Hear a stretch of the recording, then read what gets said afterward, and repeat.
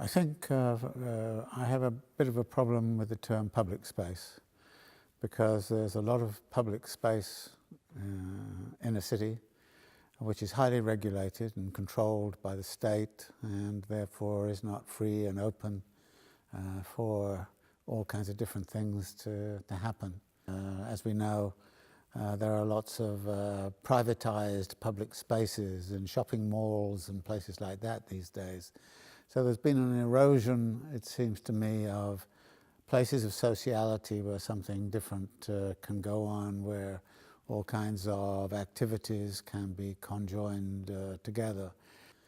I like better the idea of an urban commons, which is a political concept which says that this space is open for all kinds of people to mix together and become confused and perhaps conflict and work things out.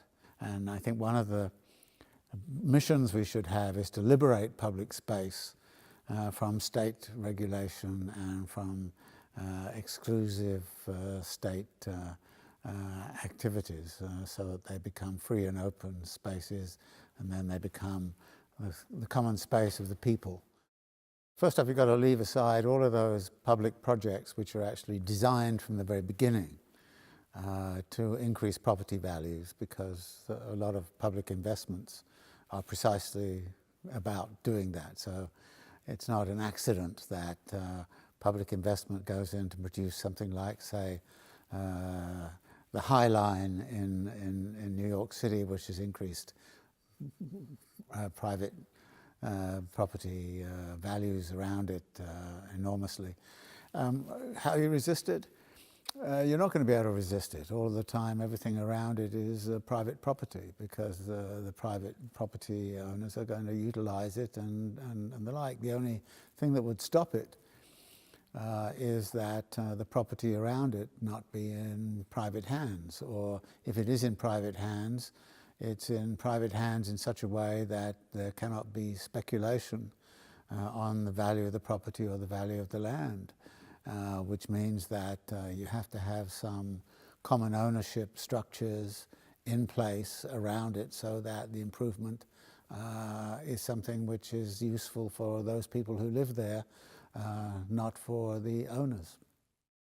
There are obvious things to try to do, which you begin to see in cities.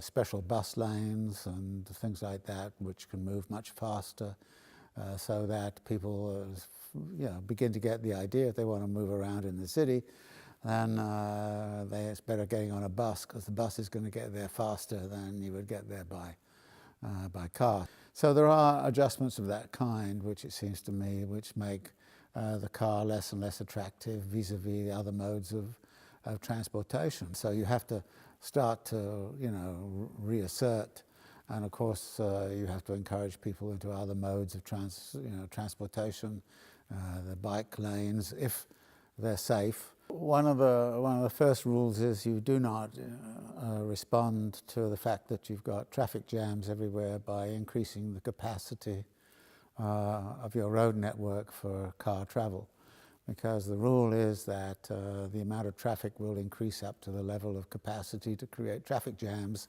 even though you've added another lane to the road. It is a crazy economy. I mean, when I'm in Sao Paulo, I say, here you have a city that is based on automobile production, and the automobiles go straight out of the car plant and onto the road and sit in traffic jams for 5 hours. What kind of is that a sane economy or not? And the answer is, well, it's insane. Well, why are you doing it? It's one of the big questions.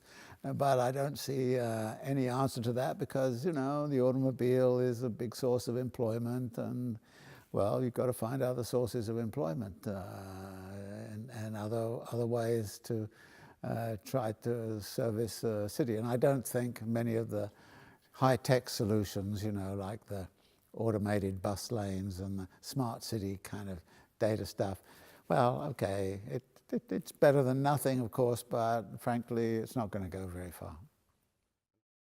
I used to love Washington Square Park in New York City, where there are all kinds of things going on. People playing chess down here, people walking their dogs in this corner, People were sitting making music in this corner and this corner and this corner.